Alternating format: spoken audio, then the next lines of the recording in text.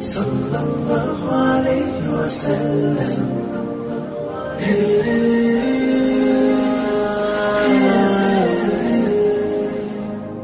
محمد وعلى آله وصحبه ومن تبعهم بإحسان إلى يوم الدين. Chers frères et sœurs, qu'Allah subhanahu wa ta'ala nous pardonne nos péchés. Nous avons accepté de venir ce soir pour réviser ensemble une partie qui est très très importante de notre religion, qui est même un pilier. Il s'agit du mois de Ramadan. Alors, comme annoncé, on va parler du mois de Ramadan et son importance. Allah subhanahu wa ta'ala nous dit dans son livre Ba'd a'udhu billahi minash shaitanir rajim bismillahir rahmanir rahim Ya ayyuhalladhina amanu kutiba alaykumus siyamu kama kutiba 'alal ladhina min qablikum la'allakum tattaqun. Oh vous qui croyez, Dieu s'adresse aux croyants parce que ce sont les croyants qui profitent.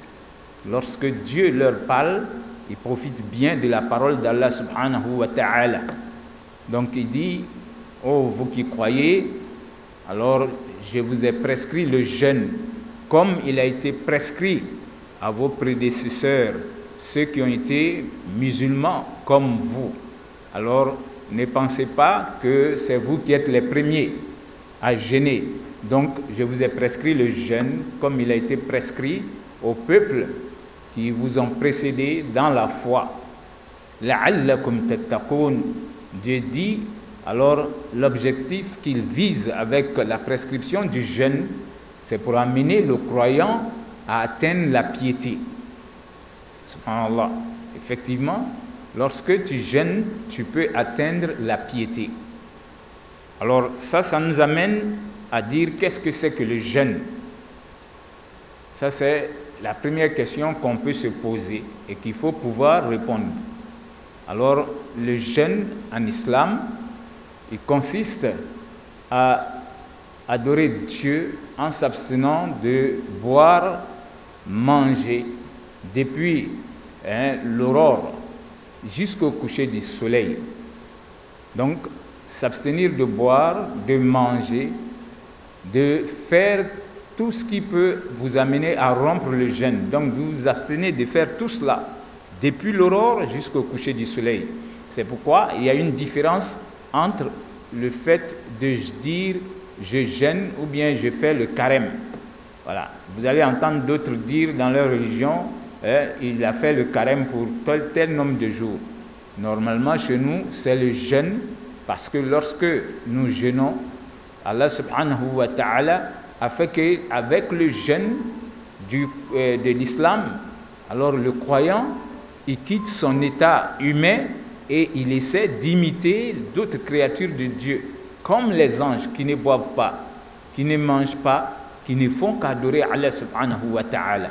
Donc, jeûner pour le croyant, c'est imiter les créatures qui plaisent à Dieu aussi. Dieu les a créés, ils ne savent pas transgresser les lois de Dieu. Ce sont les anges.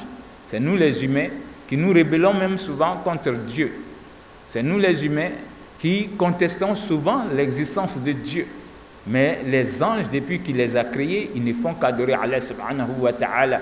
Et donc, Allah subhanahu wa ta'ala, tellement il nous aime aussi, il voudrait qu'on essaie de voir est-ce qu'on va aimer aussi Dieu jusqu'à nous abstenir de boire, de manger, de faire ce qui peut rompre le jeûne. Donc, nous abstenir de faire tout cela par amour pour Dieu. Subhanallah. C'est pourquoi Dieu va dire Kullu amal ibn Adam lahu illa som. C'est-à-dire toutes les œuvres que l'être humain va poser dans son existence, dans l'adoration. Donc ces œuvres-là appartiennent à l'être humain, sauf le jeûne. Donc c'est une manière de parler. Dieu veut dire, quand vous posez les actes d'adoration, alors c'est comme vous le faites pour vous-même. Et j'ai chargé des anges qui vont les enregistrer. Mais il dit, sauf le jeûne pour vous dire combien de fois le jeûne, surtout du mois de Ramadan, est important auprès d'Allah subhanahu wa ta'ala. Donc, jeûner, c'est le fait de s'abstenir de boire, de manger, de faire ce qui peut rompre le jeûne du début de l'aurore jusqu'au coucher du soleil. On le fait aussi pour plaire à Allah subhanahu wa ta'ala sans vanité et avec foi. Donc, ceci dit, alors on peut se demander maintenant qui doit jeûner. Qui doit jeûner?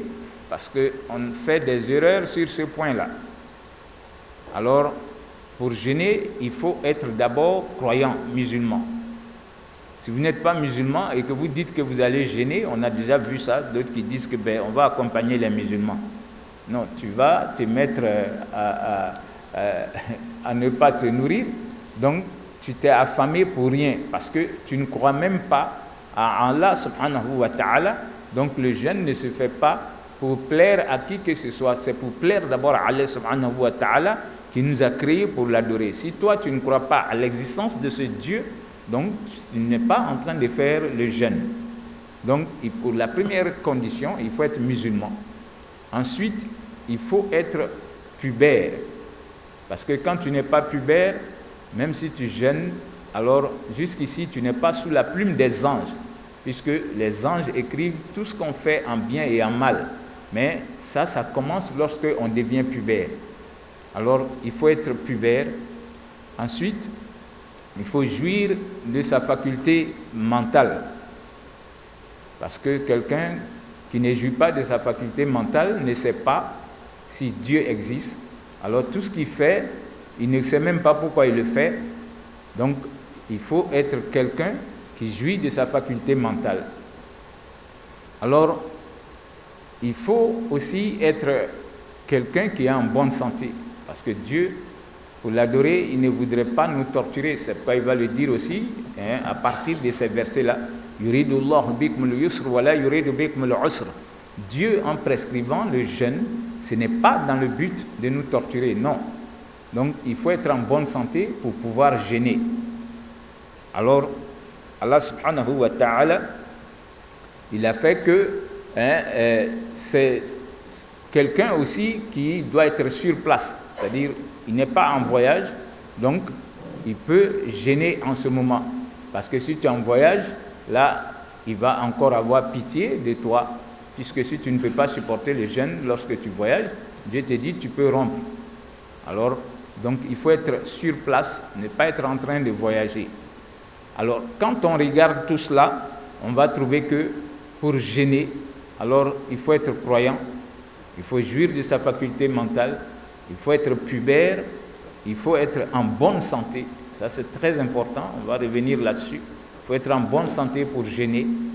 Alors, il faut être quelqu'un qui est sur place, qui n'est pas dans un voyage où il est souvent vraiment mal à l'aise, où il ne supporte pas.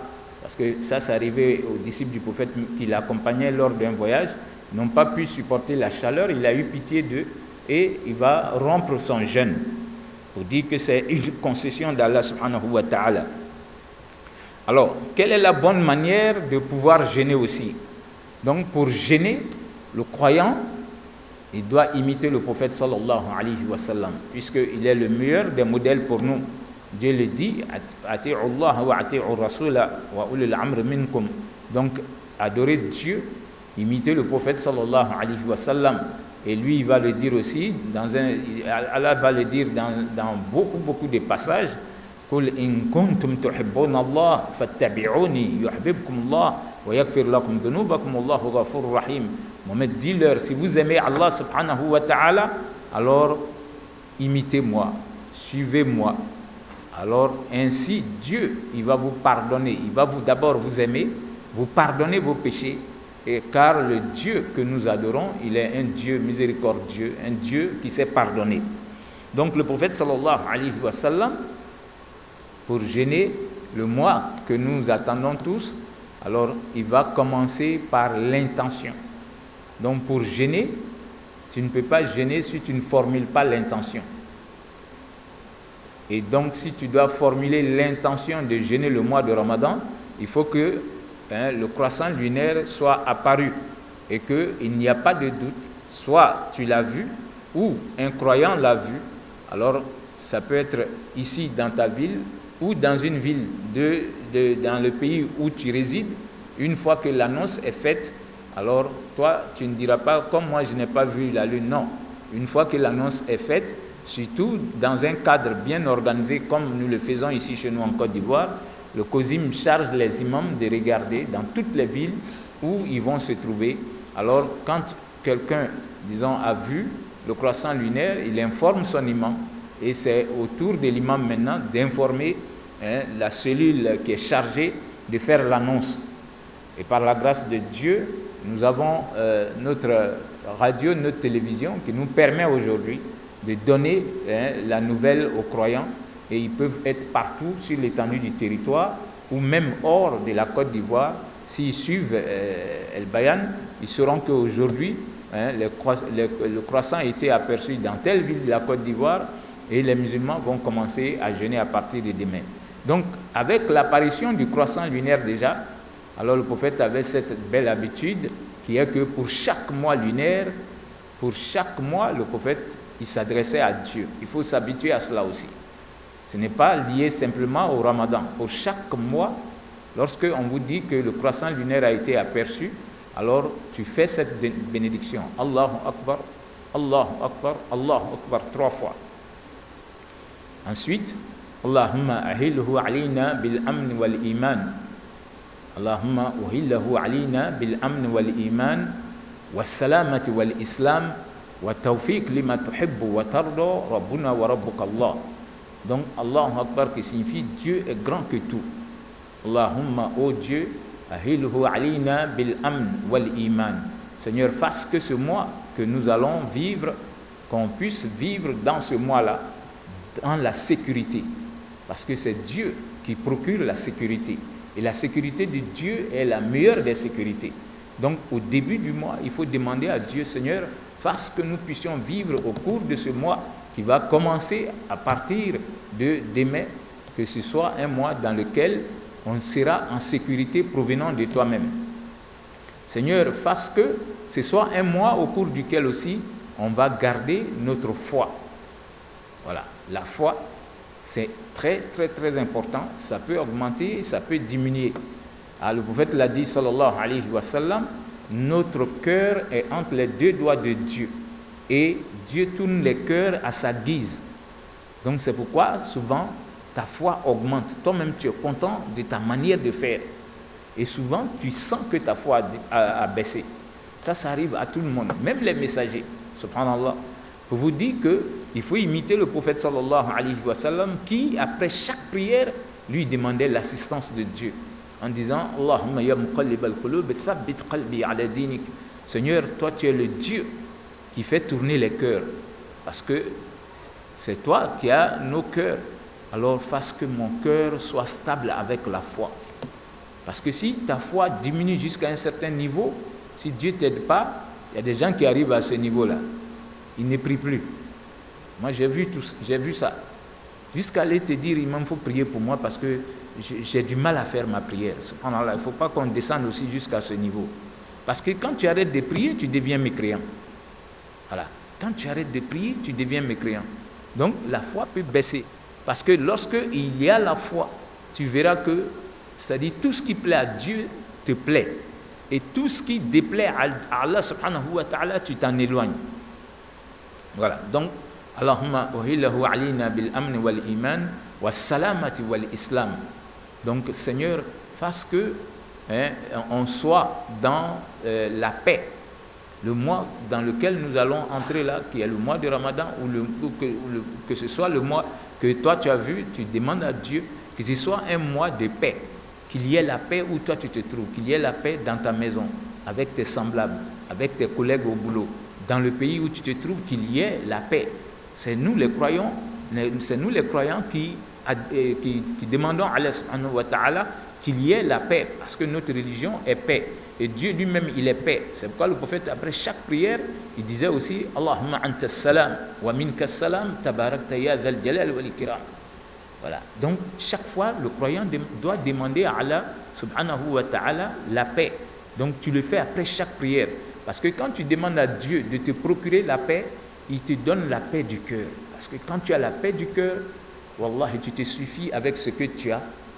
Et souvent, tu vas t'étonner de voir des gens qui sont en train de s'entretuer ou se battre pour quelque chose. Et toi, tu ris parce que tu te dis que ça ne vaut même pas la peine d'avoir tout ça. Moi, je me suffis avec le minimum. Et je remercie Dieu avec. Parce que pour moi, le minimum, ça me procure, mais ça me préserve ma dignité. Je mange à ma faim. Je ne commande pas ma nourriture ni mon logis. C'est-à-dire, ma maison à moi, c'est pour moi. Et je suis dans ma maison, je peux adorer Allah subhanahu wa ta'ala. J'ai des habits qui me permettent de m'habiller décemment. Et tu vas trouver qu'il y a des gens qui sont en train de chercher tout ça. Souvent, d'autres en ont, mais ils vont abuser. C'est-à-dire, ils veulent en avoir et ça devient, si tu veux, leur priorité. Alors que ces choses-là sont des choses, si vous voulez, des choses pour le bon croyant, ce sont des choses qui n'ont pas aussi d'importance que ça. Parce que tu ne peux pas mieux comprendre cela, il faut que tu vois quelqu'un mourir. Ça peut être ta soeur, ça peut être ta mère, ça peut être quelqu'un qui était grand, mais le jour qu'il meurt, c'est-à-dire, il est dépouillé de tout. Il ne va pas avec son or, ses basins, ses habits, ses maisons, tout ce qu'il avait reste derrière lui. Subhanallah. Et donc, souvent, toi-même, tu te dis, mais pourquoi nous essayons de nous battre pour amasser tout ça? Et puis, un jour, on ferme les yeux, on laisse tout. Et si tu as des enfants et que tu ne les as pas bien éduqués par rapport à ce que toi tu laisses, Wallah, leur lien de fraternité sera, c'est-à-dire, démoli à cause de ce que toi tu as laissé. Ils ne vont plus s'aimer parce qu'ils vont d'abord parler mal pour dire que moi je suis ceci. À la longue, ils vont même jusqu'en justice. Combien de fois on a vu ça? Donc le croyant, il faut demander la paix, comme le prophète le fait ici. Seigneur, fasse que ce mois soit un mois de paix pour nous. Donc, Allahumma ahilhu alayna bil amn wal iman wa salamati wal islam. Seigneur, fasse que ce soit le mois au cours duquel aussi on peut pratiquer l'islam. C'est-à-dire pratiquer l'islam est que toi-même tu sois soumis à Allah. C'est ce qui est l'islam.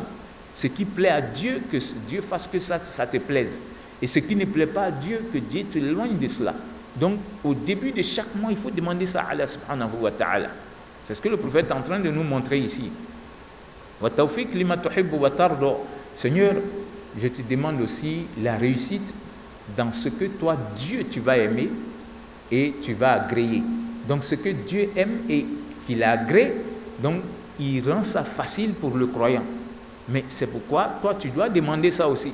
Seigneur, donne-moi la réussite dans tout ce que toi, Dieu, tu aimes et que tu agrées. Si Dieu a accepté cette bénédiction pour toi, tu verras que le mois que tu vas voir là, que ce soit le mois de Ramadan ou n'importe quel mois, dans les 12 mois du calendrier, chaque fois tu seras accompagné d'Allah subhanahu wa ta'ala dans l'adoration de Dieu. C'est-à-dire Dieu rend son adoration facile pour toi.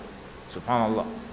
Donc, pour dire que le musulman, il n'attend pas d'être à la fin d'une année ou bien une seule cérémonie pour s'adresser à Dieu par rapport à ces différentes choses que nous venons de citer.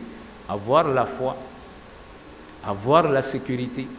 Et comme je le disais, c'est-à-dire que la sécurité, tu ne peux pas savoir que c'est un plaisir d'avoir la sécurité et la paix. Dans le pays que tu vis, il faut que toi tu t'asseyes et que tu regardes par les réseaux sociaux aujourd'hui ou même à la télévision, on est en train de bombarder des gens, des pauvres, souvent des femmes, des enfants, des vieillards. Alors on les tue parce qu'on peut le faire et personne ne peut condamner ceux qui sont en train de le faire. Jusqu'à ce que ça t'amène à être dégoûté de ce monde dans lequel on vit actuellement, parce qu'il n'y a plus de vérité. Voilà. Les gens vont se réunir, ils ne peuvent même pas dire la vérité par rapport à la situation des gens qu'on est en train de tuer méchamment. Alors, donc, pour dire que si toi tu es quelque part, il y a la paix, il y a la sécurité, Wallah, vous devez remercier Allah subhanahu wa ta'ala et au début de chaque mois, répéter la même prière. Seigneur, fasse qu'on ait la paix, qu'on ait la sécurité, qu'on ait la tranquillité dans le pays dans lequel nous sommes en train de vivre. Et même se rappeler aussi que d'autres sont quelque part, ils n'ont pas la paix que vous avez, ils n'ont pas la tranquillité de l'âme, ils n'ont pas cette soumission-là à Allah subhanahu wa ta'ala.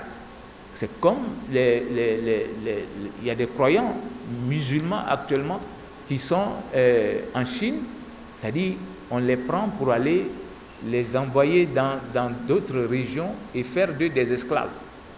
Et ça, c'est connu de tout le monde. Je ne sais pas pourquoi l'ONU n'en parle pas, mais on te montre des hommes et des femmes, on les torture pour leur religion. Et ils sont sur la planète. Donc toi, musulman, qui as cette information, chaque fois que tu es assis dans ton pays et que toi, tu ne subis pas la même chose, la moindre des choses que tu peux faire pour eux, c'est de prier pour eux et demander à Allah subhanahu wa ta'ala qu'il change leur situation. Voilà, ils sont dans la peine, il faut que ce soit ta peine. Quand tu n'es pas encore arrivé à ce niveau jusqu'ici, tu prétends avoir la foi, mais tu n'as pas encore la foi. Parce que le bon croyant, c'est celui qui sait se soucier du problème des croyants. Quand lui il est en paix, il souhaiterait que les musulmans partout où ils sont, qu'ils soient en paix comme lui. Donc au début de ce mois qui arrive, nous on doit prier pour nous et prier pour tous ceux qui sont sur la terre comme nous. Donc on commence par l'apparition et l'observation de la lune. Quand on a vu la lune, alors on formule l'intention à partir de ce soir-là. C'est-à-dire, on a vu la lune, ça a été annoncé. Le croyant, il a deux manières de formuler l'intention. Il s'est dit, Seigneur, on vient de voir la lune. Ça, tu ne le dis même pas à la bouche, mais tu formules l'intention à partir de ton cœur, parce que l'intention émane du cœur. Moi, je vais jeûner tout le mois. Ça, c'est entre toi et Dieu, mais ça doit être ton intention. Le mois de Ramadan fait part des piliers de notre religion. Donc, Seigneur, comme on vient d'annoncer aujourd'hui que ça a été aperçu, moi, je vais jeûner tout ce mois-là. Maintenant, la deuxième manière, il y a des éléments qui disent que ça, c'est suffisant, parce que Dieu te connaît mieux, il est Dieu qui lit dans le cœur. Alors, chaque nuit, toi, tu vas reformuler l'intention de jeûner le jour qui arrive. Parce que le jour vient après la nuit. Donc, se lever dans la nuit, le prophète le faisait, sallallahu alayhi wa sallam, il se réveillait pour prendre son sahur. Ça, c'est une bonne habitude. Il va nous dire, celui qui se réveille pour prendre le sahur, parce qu'il y a la baraka là-dedans. Dites saharu fa inna fi sahur baraka. Levez-vous pour prendre le sahur, parce que pour prendre le sahur, se lever et manger, fait part de sa tradition et Dieu a béni cela.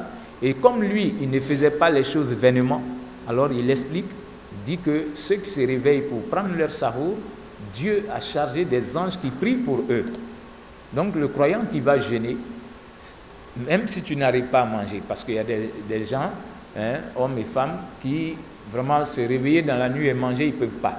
Voilà. Il y a d'autres, peut-être que s'ils ont pu manger, c'est prendre une date ou boire un verre de lait ou un verre de thé, mais se réveiller même pour prendre son sahur, c'est imiter d'abord le prophète sallallahu alayhi wa sallam et profiter pour avoir ce privilège-là, qui est que les anges qui sont chargés de prier pour ceux qui vont prendre le sahur, que tu sois dans le lot des personnes qui se sont réveillées par amour pour Dieu. Et quand tu te réveilles pour ton sahur, ça doit être comme le prophète encore qui aimait retarder le sahur. Voilà. Le prophète, il ne prenait pas le sahur dans la première partie de la nuit, non. Il aimait retarder le sahur jusqu'à, on peut dire, à 4 heures.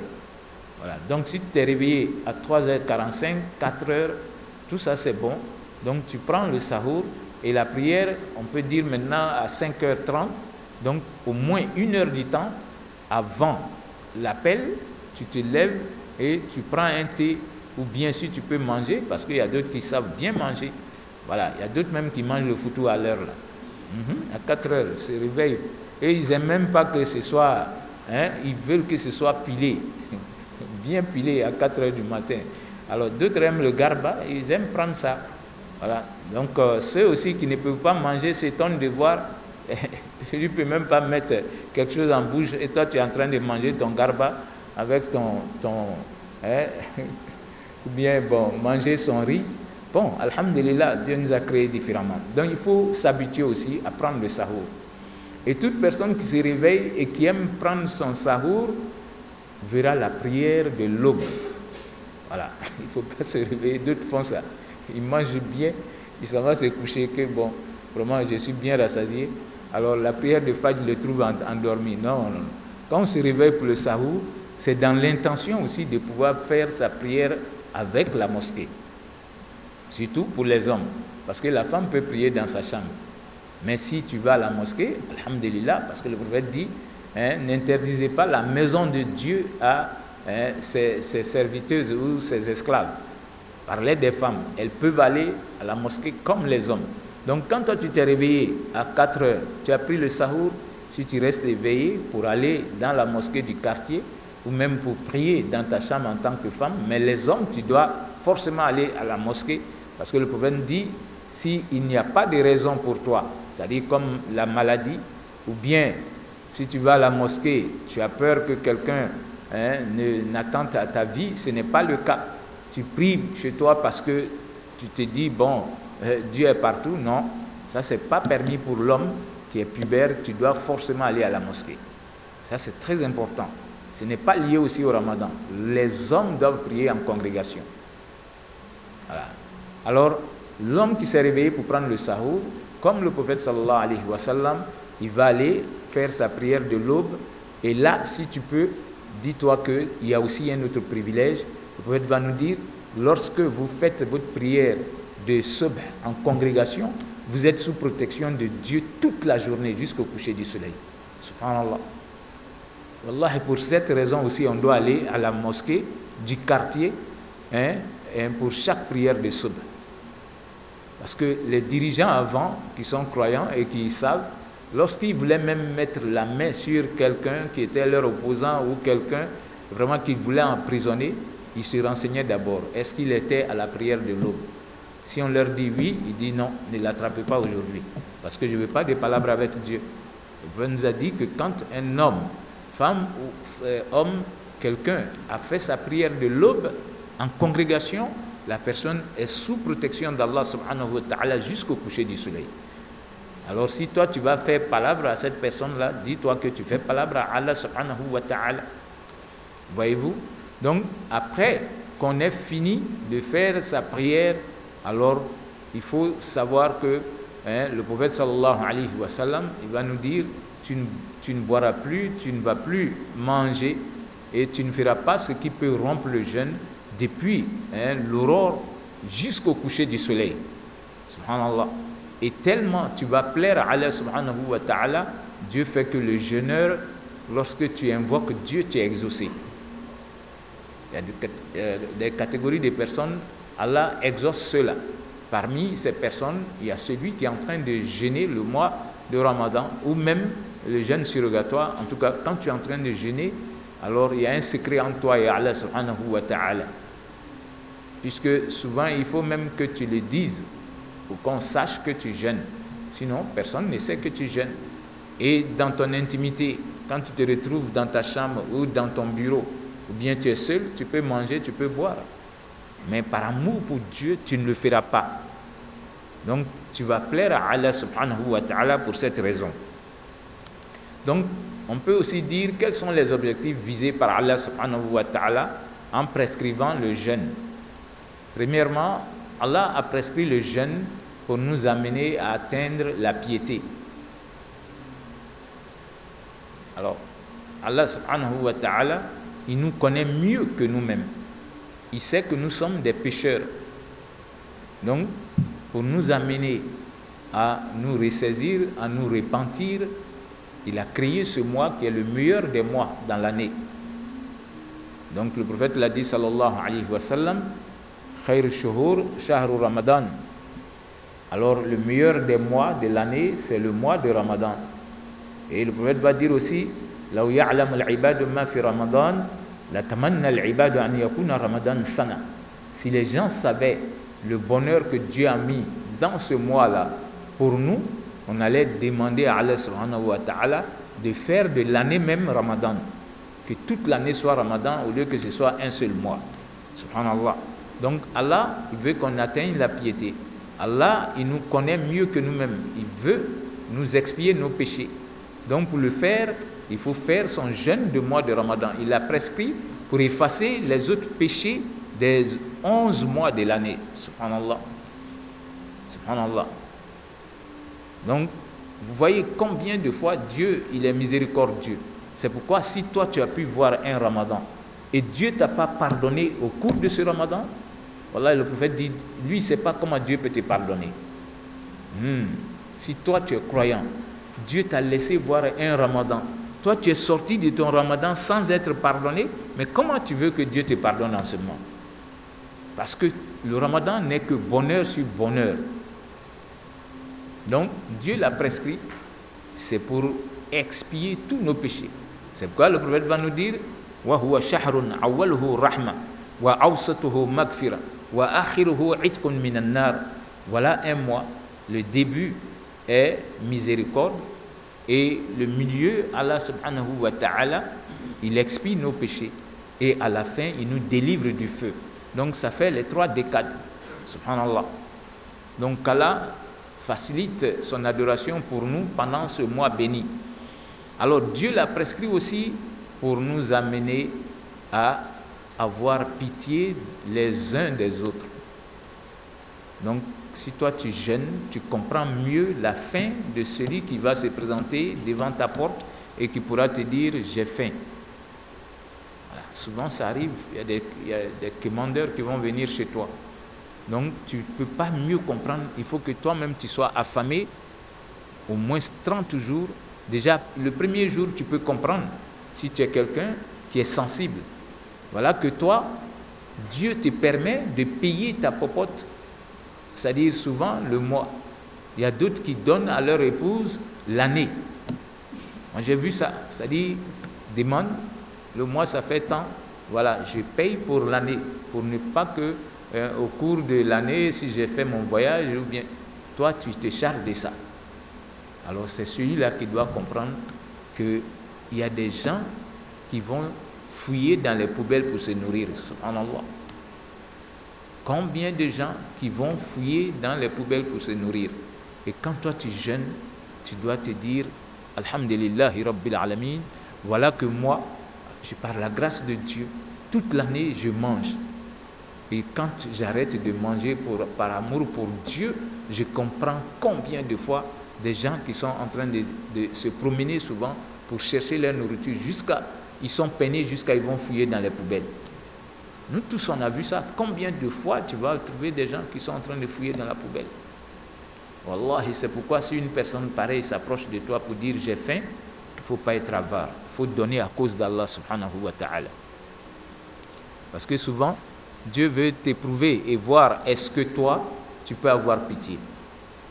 Souvent même ça peut être des génies musulmans.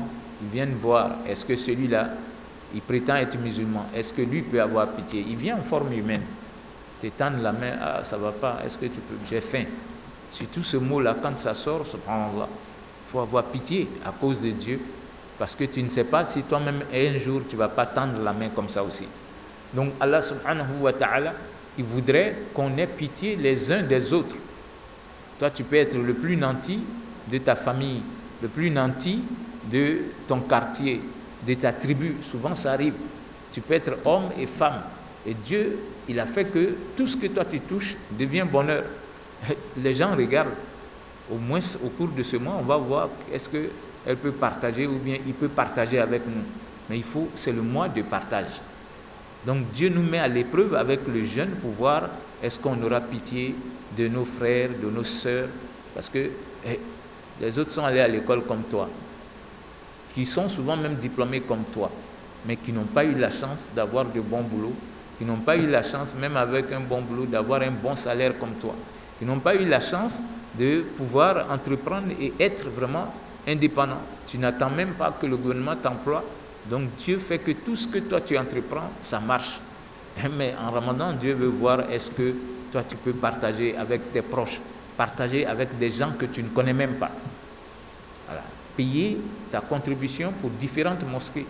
Quand on dit qu'on va préparer et donner à manger aux gens, tu payes à Cocody, tu viens au plateau ici, tu payes, tu vas à Trècheville, tu payes pour que partout où les gens vont manger en Ramadan, que mon argent soit dans les caisses qui vont prendre et s'occuper de la rupture du jeûne des croyants. Et quand toi tu sais le faire, tu as bien compris ton ramadan. Voilà. Donc Allah subhanahu wa ta'ala, il nous a imposé ce mois-là aussi pour permettre même au corps de se régénérer. Parce que lorsqu'on jeûne, c'est le prophète qui nous le dit, Sumu tasihu, jeûnez et vous serez convalescents. Donc en jeûnant, Allah il a prescrit le jeûne pour permettre à l'estomac de se reposer. On ne doit pas manger 12 mois sur 12 comme le font d'autres. Non, le croyant, il va jeûner. Donc quand on regarde même dans la nature, on trouve que à un moment donné, les arbres vont laisser tomber leurs feuilles. Voilà. Donc tout ce qui nous entoure peut jeûner aussi. Et pas plus qu'hier, j'ai vu que dans la recherche de certains chercheurs, ils ont trouvé qu'il y a un animal qui jeûne comme les musulmans. Et c'est comme ça. Tu sais, les Blancs, ils peuvent passer toute une année en train de veiller sur un animal pour connaître comment l'animal se comporte et tout ça. Voilà. Donc, c'est bizarre, mais c'est nous qui ne savons pas que tout ce que Dieu a créé l'adore. Puisque Dieu le dit dans le livre. Tusabbihu lahu samawatu sab'u wal ard wa man fihin wa in min shay'in illa yusabbihu bihamdihi walakin la tafqahuna tasbihahum innahu kana haliman ghafura. Dieu nous dit les 7 cieux, les 7 terres et tout ce qu'ils contiennent. Parmi les créatures que nous on connaît et qu'on ne connaît même pas, Dieu dit tous sont en train de faire le tasbih. Mais c'est l'être humain qui ne sait pas comment les autres créatures adorent Allah subhanahu wa ta'ala. Nous on se tape la poitrine alors que Dieu a créé 18 000 mondes. Je nous dis Dieu a créé 18 000 mondes. Nous sommes dans un monde comme ça. Et nous on pense que vraiment c'est le top. Alors qu'il y a le monde des génies. Voilà. Tout le monde croit en ça. Si tu dis qu'il n'existe pas, ils vont aller te trouver la nuit, te chicoter bien. Voilà. Et ils existent. Hein? Croyants comme mécréants, ils sont dans leur monde. Ils peuvent entrer ici, ils peuvent sortir, ils rentrent dans le corps de l'homme, ils sortent. Voilà. Ça, et ils sont dans un monde. Mais les animaux que vous regardez là, ils sont dans leur monde aussi. Il y a d'autres qui sont dans l'air, il y a d'autres qui sont dans notre corps même, les microbes. Donc ils sont mâles, femelles. Alors, il y a des mondes que nous, on ne connaît même pas. Subhanallah.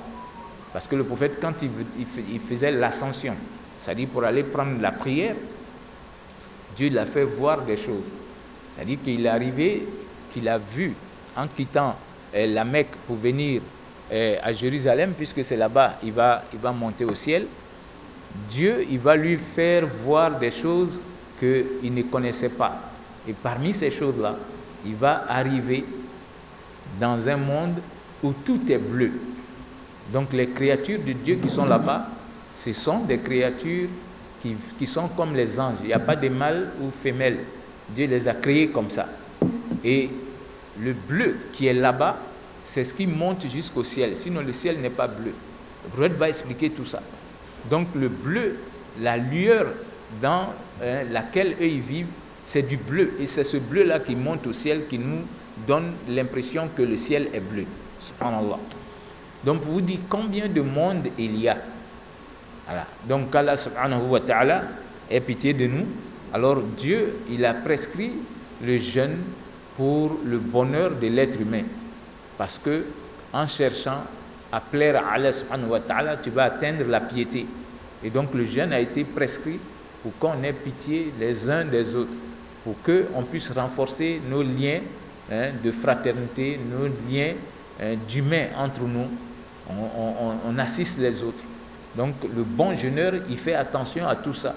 Parce qu'il s'est dit, si Dieu m'a laissé vivre jusqu'en Ramadan, c'est qu'il veut que j'aie son pardon. Donc lui, il fait tout pour avoir l'agrément d'Allah subhanahu wa ta'ala.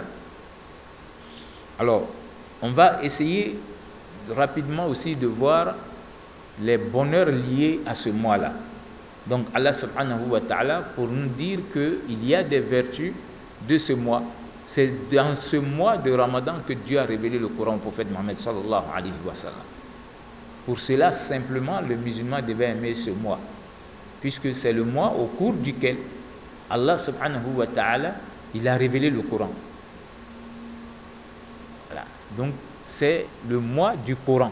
C'est pourquoi il faut faire un programme pour lire tout le Coran dans ce mois-là. Si vous ne savez pas le lire, vraiment, vous pouvez écouter. Il n'y a plus d'argument de nos jours. Dire que non, nous on n'est pas allé à l'école coranique. Si tu écoutes les musiciens d'aujourd'hui, voilà, en hommes et femmes, ben, tu peux écouter aussi le Coran. Et aujourd'hui, il y a les applications qui font qu'on peut facilement écouter, c'est-à-dire le Coran, en allant par jour comme le lecteur. C'est-à-dire que le Coran est réparti en 30 parties qui font les 30 jours du mois. Donc toi aussi tu peux écouter chaque jour une partie jusqu'à ce que le mois finisse. Voilà. Et le bonheur là-dedans, c'est que tu comprennes ou pas. C'est le seul livre dans l'existence. Dieu a honoré le Coran. Lorsqu'il est lu, quand tu l'entends, que tu comprennes ou pas, il y a des récompenses divines pour toi. Subhanallah.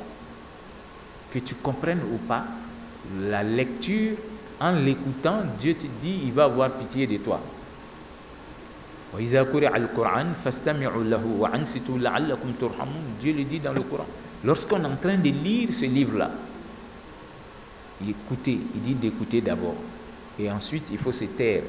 C'est pourquoi quand c'est lu, que ce soit en Ramadan ou pas, le croyant ne doit plus parler, tu dois écouter. Parce que Dieu il te donne une opportunité d'avoir des récompenses divines. Pour chaque lettre lue, tu as 10 récompenses divines. Pour chaque lettre lue. Et en Ramadan, Dieu multiplie ça jusqu'à 70, voire jusqu'à 700 récompenses divines pour chaque lettre lue. Donc c'est équivalent au fait que, c'est-à-dire quand tu écoutes, alors Allah subhanahu wa ta'ala, il te donne la récompense de celui qui est en train de lire. Subhanallah. Subhanallah. C'est-à-dire, ça fait qu'on doit aimer le Coran. Celui qui est en train de lire, lui, il a la récompense déjà. Toi qui prends simplement le temps de l'écouter, tu as la même récompense que le lecteur. Pour chaque lettre lue, Bismillah, donc bis, bi, c'est 10 récompenses, sin, 10 récompenses, mim, 10 récompenses. Mais quand on arrive en Ramadan, ça devient 70 pour chaque lettre. Et jusqu'à voir même, comme Dieu dit que lui, il va donner plus, alors ça peut être 700 récompenses par lettre. Subhanallah. Donc c'est dans ce mois-là que ce livre-là a été révélé au prophète Mohammed sallallahu alayhi wa sallam. Alors c'est pourquoi, lorsque le prophète, il a eu à jeûner 9 ramadans seulement, lorsque le prophète sallallahu alayhi wa sallam, et il arrivait dans ce mois, Jibril venait faire sa révision avec lui. C'est-à-dire, Jibril venait et il laissait le prophète réviser ce qu'il avait déjà reçu comme Coran. Alors, l'année où le prophète devait mourir, le signe était que Jibril l'a amené à réviser 2 fois. Le prophète lui-même a compris que c'est bouclé. Voilà. Donc, le bon croyant, tu dois t'apprêter et dire, même si je ne sais pas bien lire, moi je vais faire l'effort avant que ce mois-là ne finisse. Comme c'est dans ce mois que la lecture a plus de mérite, moi je vais lire au moins une fois. Sinon vous trouvez des gens qui lisent 3 fois, 5 fois dans le mois. Pourquoi? Parce que tu ne sais pas si tu vas avoir un autre Ramadan. Donc, pour vous dire que ce mois, il est tellement béni. Allah subhanahu wa ta'ala, il laisse le prophète nous dire, lorsque vous êtes dans ce mois béni de Ramadan, les prières surrogatoires vont avoir la récompense des prières obligatoires. Allahu Akbar. La prière surrogatoire va avoir la récompense d'une prière obligatoire. Mais une prière obligatoire aura la récompense de 70 prières. 70 prières obligatoires dans un autre mois. Donc quand on fait une prière obligatoire dans le mois de Sha'ban comme ça, tu es venu prier en congrégation, tu as 25 ou voire 27 récompenses divines pour une prière. Maintenant, quand c'est en Ramadan, Allah subhanahu wa ta'ala, il a tellement pitié de fils d'Adam, et surtout nous qui sommes de la communauté du prophète Mohammed sallallahu alayhi wa sallam, quand tu fais une prière obligatoire, c'est comme tu as fait cette prière obligatoire là 70 fois. Subhanallah. Subhanallah. Ah. Vraiment, il faut être quelqu'un qui ne sait pas réfléchir pour ne pas profiter de ce mois-là. Et quand tu fais une prière surrogatoire en Ramadan, Allah te donne la récompense de 27 récompenses divines d'une prière obligatoire dans un autre mois. Mais si c'est une prière obligatoire, on te donne la récompense d'une prière obligatoire 70 fois. Allahu Akbar. Donc qu'Allah fasse que la prière soit facile pour nous. Alors, c'est dans ce mois-là aussi que Dieu a mis la nuit la plus bénie de l'année, qui est Laylatul Qadr. Subhanallah. Une nuit qui vaut mieux que 1000 mois. Une nuit au cours de laquelle, si tu as lu le Coran, tu as donné des sacrifices à des nécessiteux. Une nuit au cours de laquelle tu as écouté des prêches. Une nuit au cours de laquelle tu as dit Astaghfirullah wa subhanallah wa alhamdulillah wa la ilaha illallah Allahu Akbar wa la hawla wa la quwwata illa billah. Ça a plus de mérite que quelqu'un qui a eu 84 ans en train de faire cette adoration-là. Donc les actes d'adoration, il y en a plusieurs. Alors si Dieu t'a fait voir une seule nuit de Laylatul Qadr, toi tu as eu ça dans ta vie, c'est comme si Dieu te donnait l'opportunité d'entrer au paradis. Wallah. Donc cette nuit-là, elle ne se trouve pas dans un autre mois, mais ça se trouve dans ce mois béni de Ramadan, chers frères et sœurs. Alors c'est pourquoi Allah subhanahu wa ta'ala, il va amener le prophète à nous montrer la valeur de ce mois-là. Le prophète va nous dire, celui qui peut faire la umrah au cours du mois de Ramadan, c'est comme si tu as fait le pèlerinage avec lui-même. Parce que le pèlerinage avec le prophète est le meilleur des pèlerinages. C'est dans ça qu'on a pris les rites du pèlerinage. Et donc, ça n'a pas la valeur des pèlerinages qui viendront après le prophète ou qui ont été faits avant que lui-même ne parte au pèlerinage. Lui, il a fait le pèlerinage une seule fois, le prophète sallallahu alayhi wa sallam.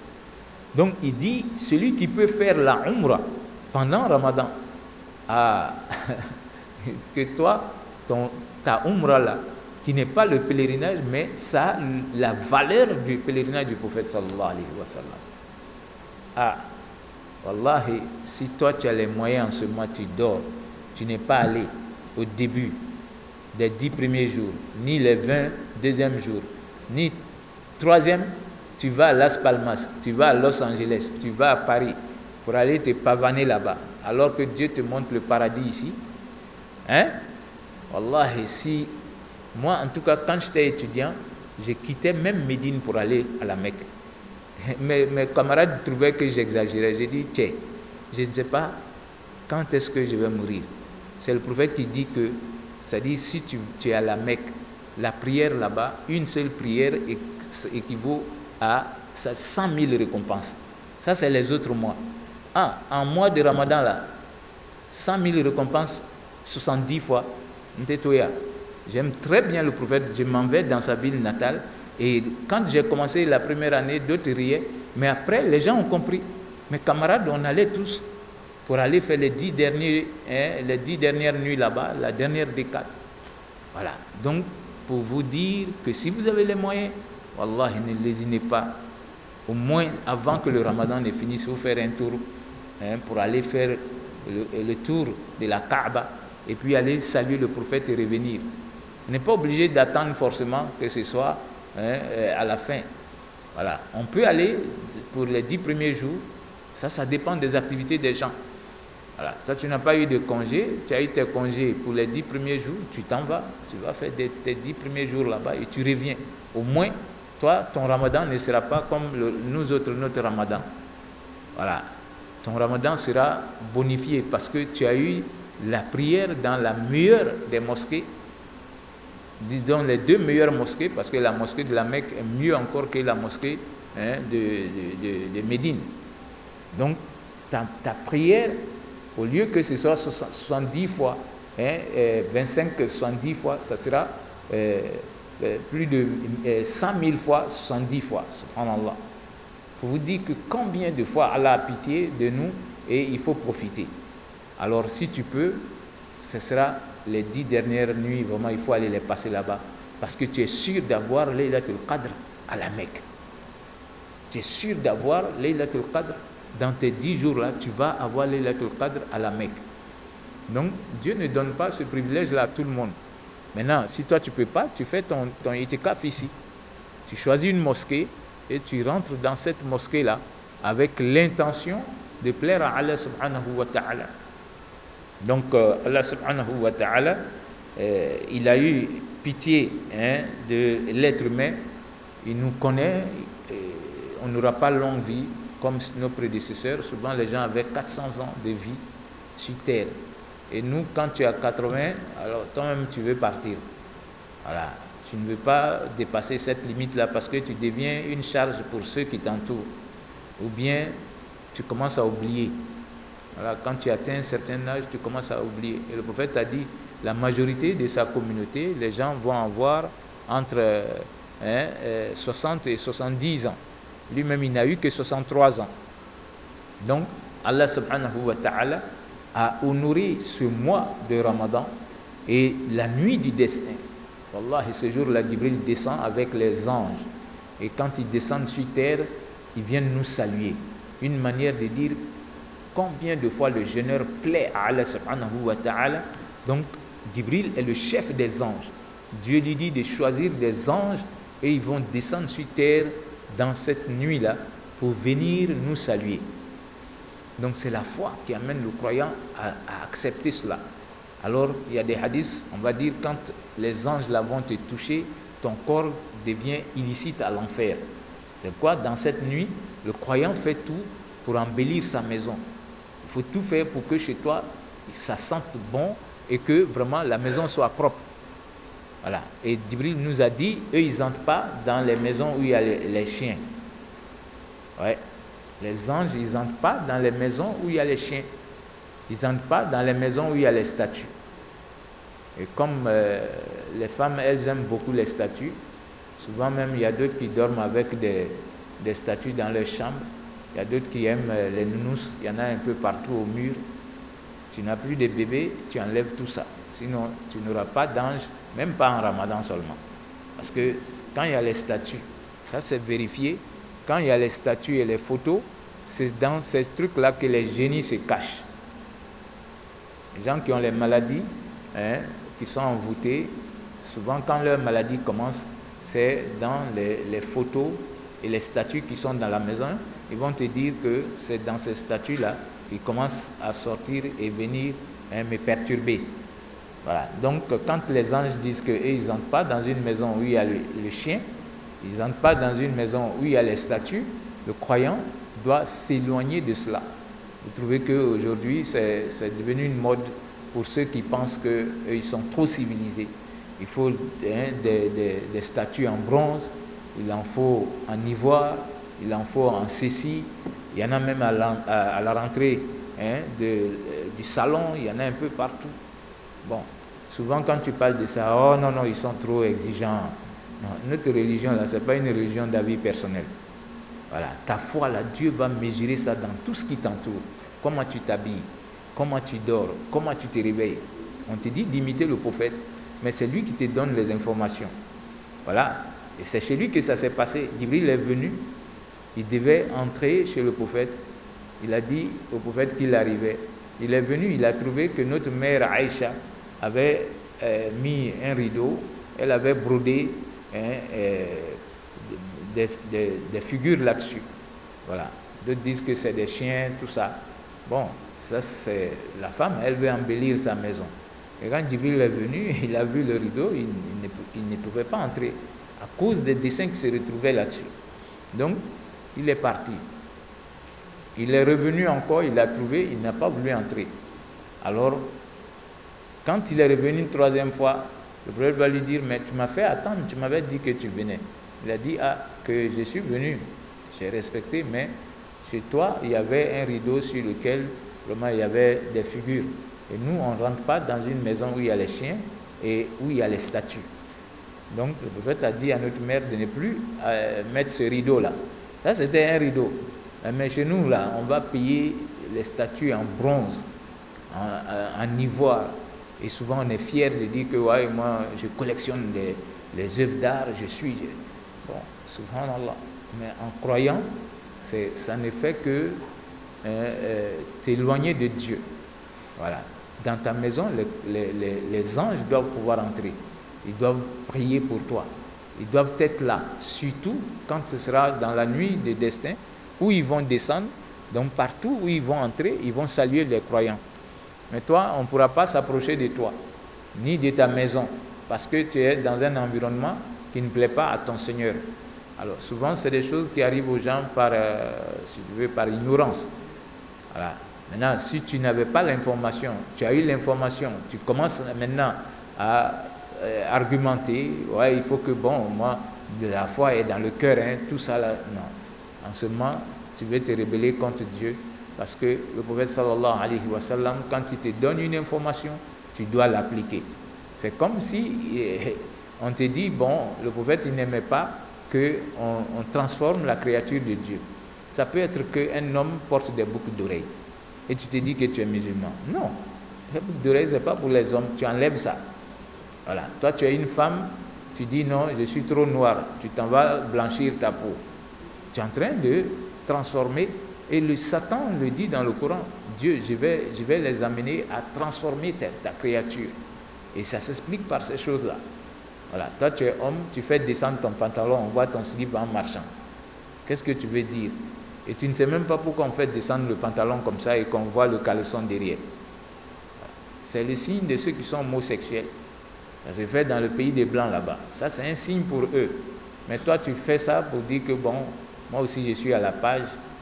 Voilà, la génération de sans souci. Quand tu peux dire non, il n'y a pas de souci. Il y a souci on ne doit pas voir ton caleçon derrière toi. Tu dois porter une ceinture pour serrer ton pantalon. Voilà. Tu ne dois pas être comme n'importe qui. Quand on n'est pas n'importe qui, on ne fait pas n'importe quoi. Donc, qu'Allah subhanahu wa ta'ala ait pitié de nous. Alors, je vais ensuite aller voir rapidement, comme le temps presse, les personnes qui sont dispensées du jeûne. Parce qu'on parle du jeûne, il y a le malade. Il est dispensé du jeûne, mais s'il jeûne, Dieu accepte. C'est bon de le savoir. Voilà. Le malade, il est dispensé du jeûne, mais s'il jeûne, son jeûne peut être accepté. Donc le malade peut être le malade qui est sûr que cette maladie-là peut guérir. Donc lui, Dieu te dit, ben, tu laisses le jeûne, quand tu seras guéri, après le ramadan, il faut compenser. Maintenant, il y a le malade dont la maladie est incurable, ou bien chronique. Lui-même, il sait que, bon, il va prendre les remèdes jusqu'à la fin de... Donc celui-là, lui, il n'est pas tenu de jeûner et il va payer pour chaque jour de jeûne son dia, qui est qu'il va payer 1,5 de nourriture pour les pauvres. Donc c'est comme s'il donnait 1,5 kg de nourriture pour 30 jours. Tu peux donner en même temps à une seule personne, comme tu peux diviser aussi entre des gens. Voilà. Et c'est bon que ce soit toujours accompagné de quelque chose. Il ne faut pas donner comme ça le riz pour dire que j'ai donné. Est-ce que tu voudrais qu'on te donne un sac de riz alors que tu n'as rien pour préparer ta sauce? C'est quoi? Ça, ce n'est pas une obligation, mais quand tu donnes, il faut penser à cet aspect-là. Beaucoup de gens font cette erreur-là. On prend le sac de riz, on va déposer chez le pauvre, et puis on donne d'eau. Non, il m'a bobale à tobe ibili.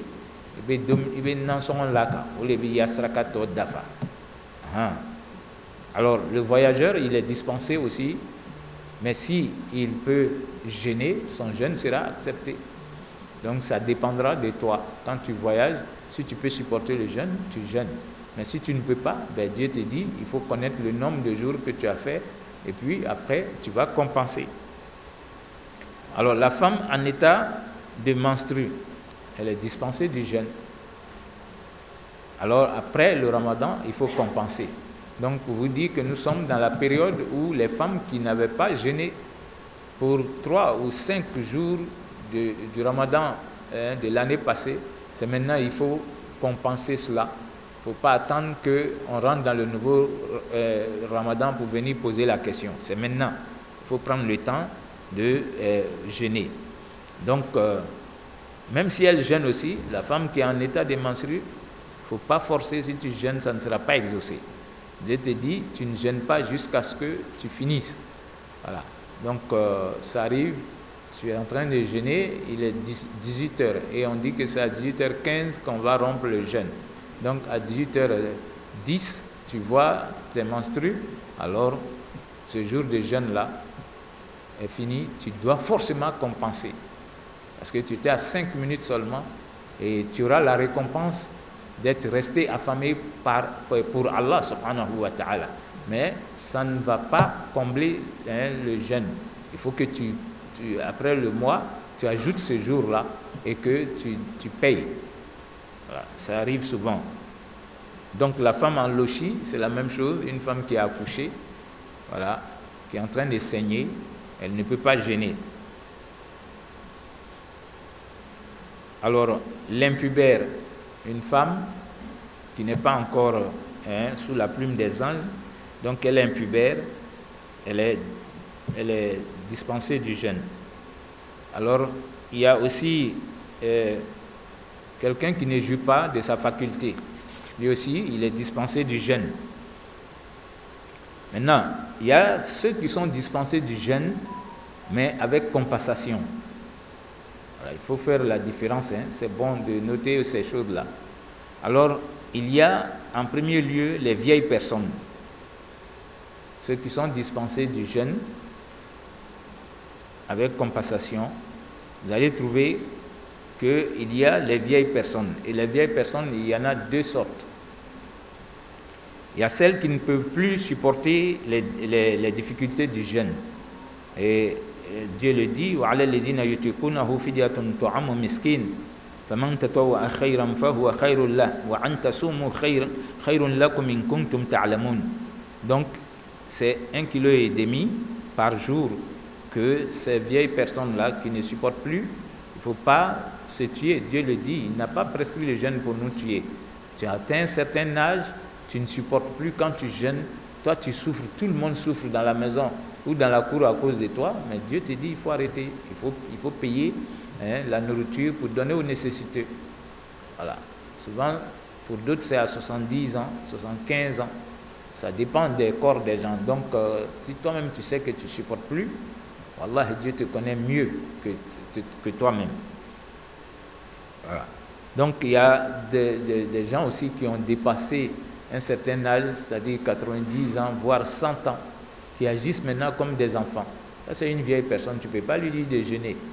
Souvent, la personne est avec vous, souvent tu lui poses des questions, des choses qu'elle-même a eu à vous dire, elle ne sait même plus.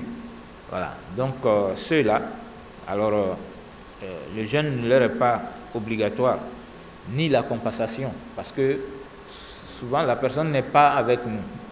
Voilà, c'est différent de la première personne qui ne supporte pas vu son âge avancé. Mais l'autre catégorie où la personne se comporte comme un bébé souvent, parce que l'âge est trop avancé, vraiment la personne est dispensée du jeûne.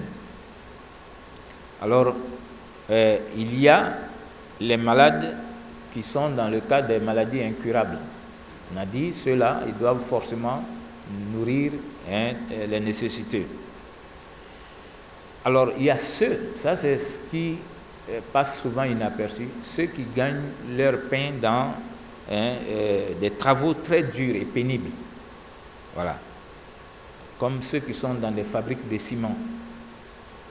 Ça, c'est son boulot. Il est là-dedans, vraiment, il souffre pour travailler même. Voilà. Ou bien les miniers. Ils descendent sous la terre, souvent 20 mètres ou plus. Vraiment, ils travaillent dans la chaleur et la difficulté. Alors, il y a aussi celui qui a toujours soif. J'ai éprouvé certaines personnes avec ça. Il ne peut pas passer, comme nous, beaucoup d'heures sans boire. Il faut que lui boive, sinon il peut même en mourir. Donc, ceux-là, ils sont aussi des gens qui sont dispensés du jeûne. Voilà. Alors, il y a les actes qui annulent le jeûne.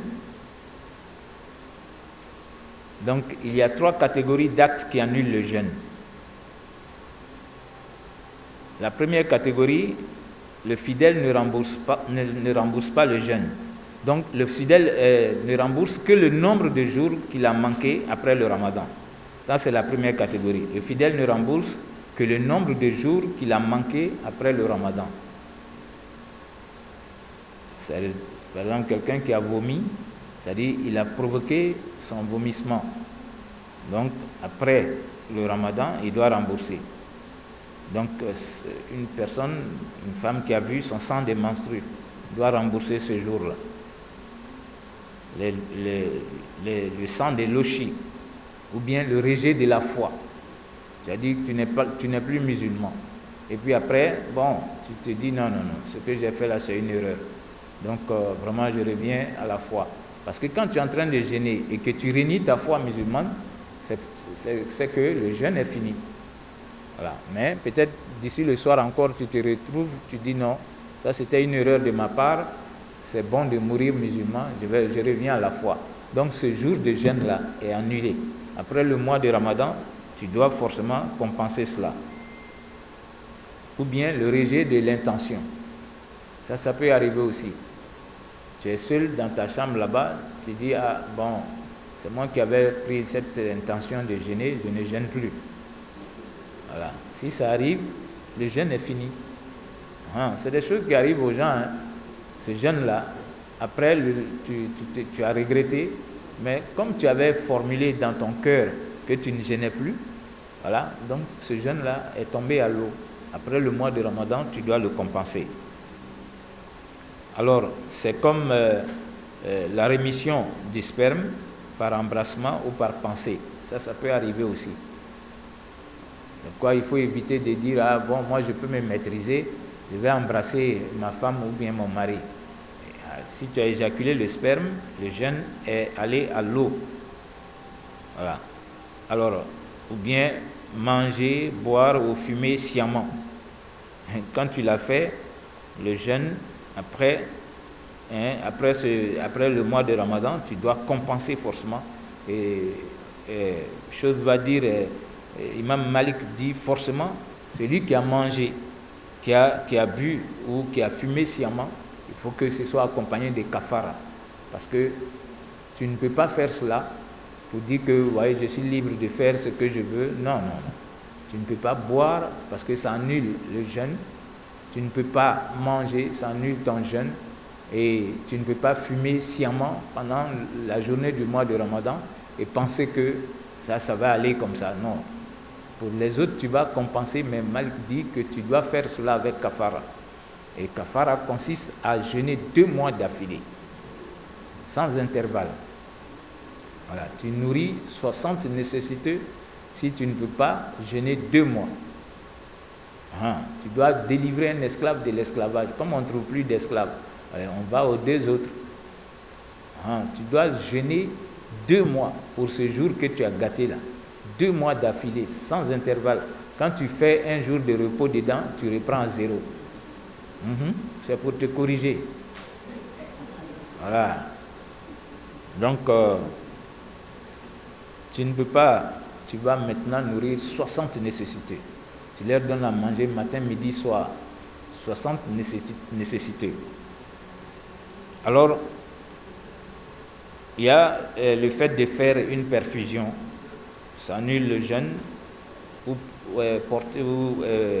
prendre des suppositoires, se purger. Voilà. Donc, tout ça, quand ça arrive, il faut dire que ce jour de jeûne-là, il est tombé à l'eau. Alors, les actes qui annulent, il y en a toujours, il y a une deuxième catégorie. Non seulement le jeûneur, non seulement le jeûne est annulé, mais le jeûneur, il encourt une peine. C'est-à-dire qu'il y a des actes, si tu les poses pendant le jeûne, c'est-à-dire le jeûne, il est devenu nul, mais il y a toujours cette peine-là, qui est que tu vas faire la kafara. C'est avoir les rapports avec son conjoint ou sa conjointe dans la journée du mois de Ramadan. Ce jour de jeûne est allé à l'eau, comme on a dit. Alors, pour ce seul jour-là, Dieu te dit, il faut délivrer un esclave de l'esclavage. C'est-à-dire, quand tu dois compenser là, C'est comme ça doit se passer. Alors tu ne peux pas, tu n'en trouves pas, tu jeûnes 2 mois d'affilée. Maintenant, si tu ne peux pas, c'est en ce moment que tu vas aller nourrir 60 nécessiteux. Donc quels sont ces actes-là? Il y a les rapports avec son conjoint ou sa conjointe, il y a l'homosexualité. Si ça t'est arrivé, qu'Allah nous en préserve. Et il y a la masturbation. C'est quelque chose simple devant certaines personnes. Ça est dans ce groupe-là aussi. Alors, la 3e catégorie, elle rend le jeûne du musulman vain. Mais la charia ne lui demande pas de rembourser. Et la charia ne lui demande pas non plus de faire une aumône. Voilà, c'est bon de le savoir. Et là, il y a beaucoup de choses. Par exemple, faire du shirk. Toi, tu es en train de jeûner. Alors, tu es allé, tu te places devant la tombe de quelqu'un là-bas que tu appelles un wali. Et tu vas lui expliquer ton problème. Tu associes autre chose à Dieu en train de jeûner. Que non, c'est le wali, je suis allé à sa tombe pour lui demander de me donner un enfant, ou même on m'a renvoyé de mon boulot qui n'est qu'à me donner un autre boulot. Subhanallah. Donc il faut savoir ce que tu fais lorsque tu es en train de jeûner. Ce jour-là, ce jeûne-là ne t'a rien apporté parce que tu as associé autre chose à Dieu. Il y a le fait d'être un bandit, aller couper la route des gens, leur arracher leurs biens. Alors, il y a l'envoûtement. Toi, tu es en train de jeûner, tu te dis, ah, ce gars-là, je vais lui montrer qui je suis. Voilà, tu vas l'envoûter. Ça peut être avec des incantations, ou bien avec des poudres. Ça arrive aussi. Tu es en train de jeûner, tu es en train d'envoûter les gens. Tu as attaché son nom là-bas pour aller cacher ça dans quelque chose pour qu'il soit à ta merci. Voilà. Alors, il y a la désobéissance des parents. Les enfants qui ne sont pas obéissants, toi tu dis tu es en train de jeûner, tu es en parlant avec maman. Et souvent ça arrive à des jeunes filles. Ah, tu parles sur ta maman, ton jeûne là, vraiment c'est 0. Tinafa. Donc, il y a l'injustice, il y a l'orgueil, il y a la corruption, il y a la tricherie. Il ne faut pas être à l'école en train de tricher. Voilà, ça arrive. Alors, il y a l'escroquerie, il y a le faux témoignage, ce que tu n'as pas vu, tu dis aux gens, oui, à quel année. Quand ça chauffe, on m'a dit. Bon, donc, c'est toi seul qui dis tout là-bas. Il y a les mensonges et la médisance. Tu es assis là-bas, tu dis, tu es en train de jeûner. Voilà, celle qui est sortie, on commence à parler d'elle. Sa robe est comme ça. Voilà. Ou bien ce gars-là, si tu vois sa tête est comme ça. Tu es en train de jeûner. Non, le prophète sallam, il a des hadiths là-dessus. Il dit, lorsque tu jeûnes et que tu n'arrêtes pas ce qui déplaît à Dieu, ça déplaît à Dieu qu'on parle de quelqu'un à son insu. Voilà. Ya ayyuhallazina amanu ijtanibu kathiran min adh-dhann inna ba'da adh-dhanni ithm wa la tajassasu wa la yaghtab ba'dukum ba'da ayuhibbu ahadukum an ya'kula lahma akhihi maytan fakarihtumuh. Dieu dit, est-ce que vous aimez manger de la chair de votre frère ou de votre sœur défunte? Quand ton frère et ta sœur décèdent là, est-ce que toi, si on te dit de manger sa chair, tu vas accepter? Tu te dis non, ben, quand tu parles d'une personne à son insu, c'est la même chose. Subhanallah. Qu'Allah ait pitié de nous. Alors, pour dire que nous tous, on tombe dans cette erreur. Alors, il y a aussi les faux préjugés, l'hypocrisie, le vol, la jalousie, la haine. Pour vous dire que c'est pourquoi Dieu, il est tellement merveilleux. À la fin du jeûne, là, il va aller mettre Zakat al-Fitr. Parce qu'il sait que même pendant Ramadan, là, on ne va pas laisser la chair des gens. Voilà. Donc s'il n'y avait pas Zakat al-Fitr là, d'autres allaient se retrouver le jour de la résurrection 0 soumamna. Donc Dieu te permet de te rattraper avec ton Zakat al-Fitr. C'est pourquoi la Zakat al-Fitr est obligatoire pour hommes, femmes et même les enfants qui n'ont même pas jeûné. Dieu te dit, il faut les mettre dedans. Parce qu'ils s'apprêtent à être les hommes de demain. Voilà. Dieu, il nous connaît mieux que nous-mêmes. Tout ce que je viens de citer là, nous tous on fait un peu dedans. Hein, nous tous, même l'imam même. Ah, parce que tu as regardé la tête de l'autre, mais toi-même là, après tu te ressaisis, tu dis Allahumma ikfirli wa lahu. Tu vois, le prophète, il est tellement merveilleux. Il dit, si tu as critiqué quelqu'un là, quand tu veux te ressaisir, tu pries pour toi et la personne à son insu. Comme ça, Dieu te pardonne le péché que tu as commis et que toi, tu minimisais. Allahumma ikfir li wa lahu. Ou bien, Allahumma ikfir li wa laha. Tu pries, Seigneur, pardonne-moi et pardonne à ma soeur ou à mon frère parce que je l'ai critiqué. Je ne peux pas aller devant la personne pour dire que je t'ai critiqué. Donc, tu pries pour la personne à son insu. Comme ça, Dieu, il est tellement merveilleux, il fait que ce péché-là est pardonné. Sinon, nous tous, on fait ça. Quand je vois M. Kouna avec son chapeau, je dis, M. Kouna là même, il nous embête trop, il est trop. Mais il n'est pas là. Si tu l'as dit derrière lui, là, tu l'as critiqué comme ça. Donc, pour dire que nous tous, on est dedans. Qu'Allah ait pitié de nous. Voilà, on achève maintenant et vous laissez la parole parce que, comme m'a dit Daklina, il y a les femmes enceintes et les nourrices. Et leur cas, souvent ça vient et les gens discutent beaucoup. Il faut savoir que les femmes enceintes, les femmes qui sont en train d'allaiter et les femmes enceintes et les femmes nourrices. Donc les femmes qui sont dans ces situations-là, est-ce qu'elles doivent jeûner? Donc les ulémas vont dire, si la femme a peur pour sa santé, ou même pour son fœtus, ou bien pour son bébé, elle a le droit de ne pas jeûner, mais quand le mois finit, elle doit compenser son ramadan. Ça, c'est une première version. Il y a des ulémas qui sont partis pour ça. Donc, c'est toi, femme, maintenant, qui vas regarder. Si tu es enceinte, ou bien tu as accouché, tu as peur que ton enfant n'ait pas le lait, tu vas l'allaiter. Voilà. Donc, tu te dis, ou bien moi-même, ma santé n'est pas bien, si je jeûne, j'ai peur de...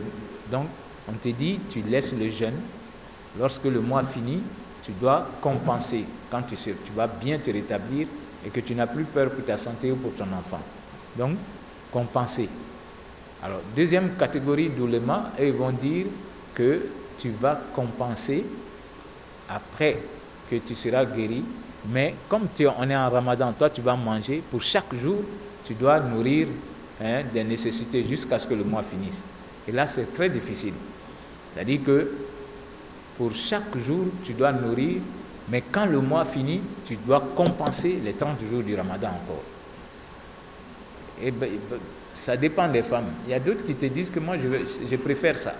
Elle préfère donner la nourriture parce qu'elle est gênée de manger en ramadan.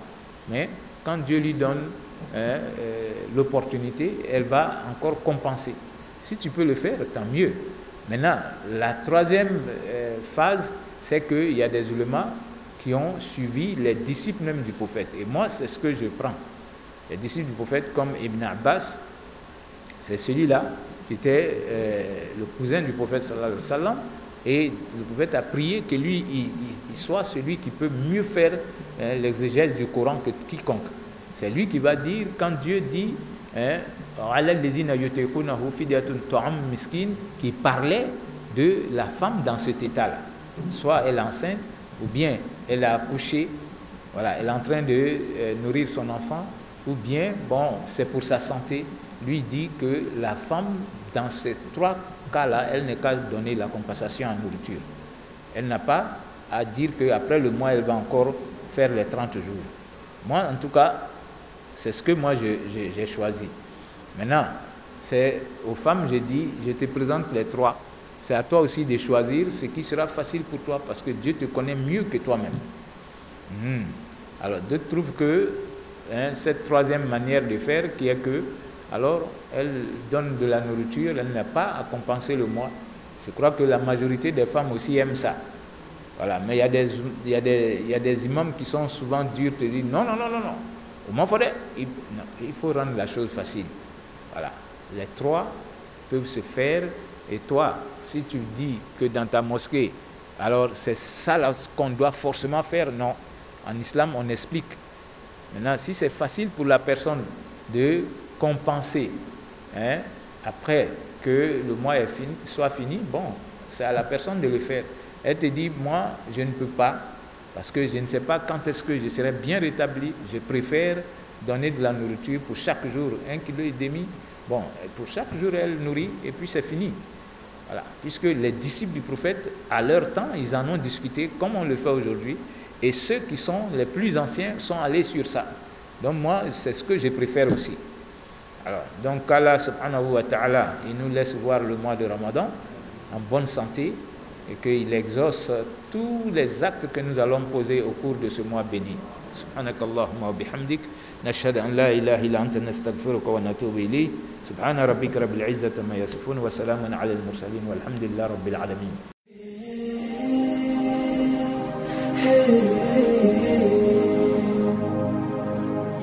صلى الله عليه وسلم